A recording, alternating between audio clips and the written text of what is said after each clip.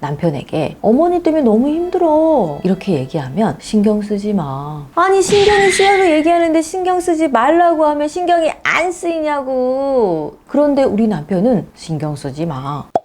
힘든 얘기를 하는 배우자에게 이 얘기를 왜 나한테 하는지 모르겠다 하는 반응을 보이거나 아예 관심조차 갖지 않는데요. 왜 공감해주지 않아? 나를 사랑하지 않는 거야? 라고 속상한 마음을 털어놔도 해결되는 게 없습니다. 그렇다고 그냥 살자니 갈수록 외로움만 커지고 결혼 생활이 불행하게 느껴집니다. 이런 상황에서 벗어나려면 나와 배우자의 성향을 이해하는 것이 굉장히 중요한데요. 지금부터 이 공감 능력 없는 에베레스트 유형에 대해서 알아가 보도록 하겠습니다. 영상을 자주 보신 분들은 아실 것 같은데요. 제가 자주 언급하는 8유형 중 하나입니다. 산 꼭대기에 혼자 올라가서 연구하는 타입입니다. 에베레스트 유형은 타인에 대한 공감 능력이 없고 자기만의 시간을 필요로 하며 말수가 적습니다. 자, 제가 에베레스트라고 이름을 붙인 이유는요. 에베레스트 산을 생각해 보세요. 차갑고 딱딱한 돌산이죠. 그 꼭대기에는 365일 차가운 눈이 덮여 있습니다. 느낌이 어때요? 차가운 에너지가 흐르는 게 느껴지나요? 이 유형은 자신의 생각을 굉장히 확고하게 가지고 가는 사람이며 정복하기가 매우 어렵습니다. 자, 예를 들어볼게요. 오랜만에 친구들과 저녁 식사를 하고 들어온 아내가 잔뜩 화가 나서 들어왔어요. 그리고는 이렇게 말하는 겁니다. 영수증을 봤는데 식당 주인이 계산을 잘못한 거야. 다시 돌아가서 다시 계산해달라고 했지. 아니 그런데 제대로 한 거 맞다면서 오히려 나한테 화를 내더라고. 결국 잘못 계산한 게 맞았고 다시 결제하기는 했는데 아직도 화가 나. 이 말을 들은 남편은 뭐 그렇게까지 화를 내. 다음부터 안 가면 되지. 거기 안 가는 건 당연한 거고. 내가 지금 당신한테 이 얘기 듣자고 한 말이 아니잖아. 공감을 바라는 아내와 공감하지 못하는 남편은 서로를 이해하지 못합니다. 이런 상황에서 대화를 하다 보면 본질은 사라지고 감정만 남게 됩니다. 해소되지 않는 감정이 고이면 부부 사이에 깊은 감정의 골이 생기게 되죠. 또 다른 예를 하나 들어볼게요. 시어머니가 전화해서 갖은 잔소리를 합니다. 그럼 며느리가 어떻게 해요? 남편에게 어머니 때문에 너무 힘들어 이렇게 얘기하면 우리 에베레스트 유형은 뭐라고 얘기할까요? 신경 쓰지 마.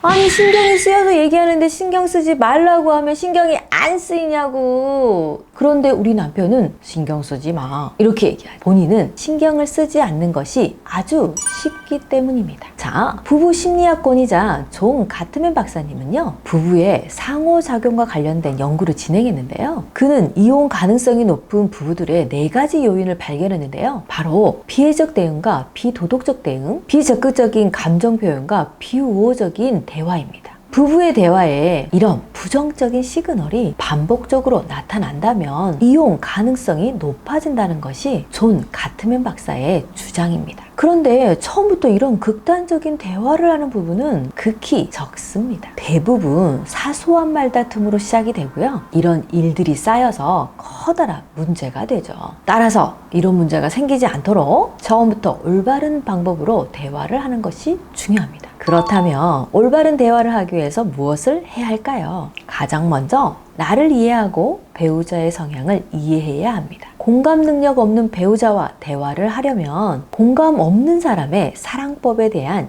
이해가 필요합니다. 이걸 인정해야 다음 스텝으로 넘어갈 수 있어요. 에베레스트 유형이 AI처럼 느껴지는 이유는 감정에 의해 움직이지 않기 때문입니다. 이 유형은 머리로 생각하고 판단하는 것이 중요하기 때문에 머리로 이해가 돼야 실행을 합니다. 내가 속상해서 그래, 내가 마음이 아파서 그래 라는 감정적인 접근보다는 이성적인 접근이 훨씬 효과적입니다. AI를 학습시키는 것처럼 이럴 때는 이렇게 해라 라는 매뉴얼을 제시하세요. 에베레스트 유형의 또 다른 특징은 혼자만의 시간을 중요하게 생각하는 것입니다. 예를 들어볼게요. 남편과 무엇이든 함께하고 싶은 아내가 있고 에베레스트 유형의 남편이 있습니다. 아내는 퇴근한 남편과 맥주도 한잔하고 싶고 드라마도 함께 보고 싶은데 남편은 혼자 책을 보거나 게임을 하면서 자꾸 혼자만의 시간을 가지려고 합니다. 남편이 무심하다고 생각하는 아내는 서운함을 표현합니다.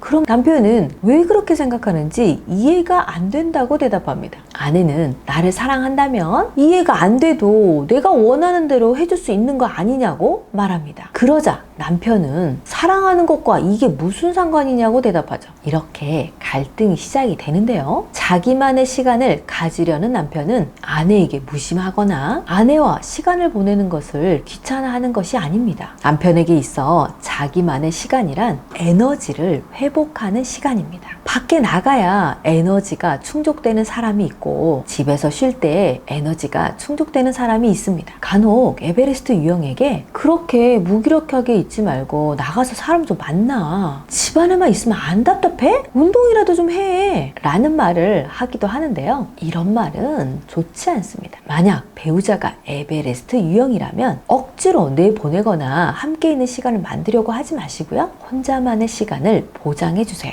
그렇게 해주면 에너지가 충족된 후에는 아내와 함께 하려는 마음도 생기고 시간도 가지려 합니다. 에베레스트 유형과 함께 있는 시간의 질이 굉장히 높아질 거예요. 에베레스트의 마지막 특징은 말수가 적다는 겁니다. 집안의 대소사를 결정해야 돼서 의견을 물었는데 답이 안 돌아오면 남편이 집안일에 관심이 없는 것처럼 느껴집니다. 이렇게 할까? 저렇게 할까? 물었는데 고민만 하고 있으면 답답해서 그냥 내가 해버리고 맙니다. 그래서 에베레스트 유형을 우유부단하다고 생각하는 경우가 많습니다. 하지만 에베레스트 유형은 절대 우유부단하지 않아요. 오히려 단호한 편이죠. 다만 머리에 생각이 너무 많아서 생각을 정리하고 표현하는데 시간이 걸릴 뿐입니다. 따라서 에베레스트 유형과 대화를 할 때는 기다려줘야 합니다. 반대로 무슨 말만 하면 알아서 해 라고 하는 경우가 있는데요. 이건 무관심의 표현이 아니라 정말 배우자가 원하는 대로 하길 바래서 하는 말입니다. 그럼에도 에베레스트 유형에게 의견을 구하고 싶다면 감정이 아닌 머리로 하는 대화를 해야 합니다. 너무 감동이야. 나 진짜 너무 기분이 나빠. 이런 대화는 감정적인 대화이고 에베레스트와 좋은 대화를 하기 위해서는 육하 원칙이 필요합니다. 이런 마음이 들었고 이렇게 하고 싶은데 당신 생각은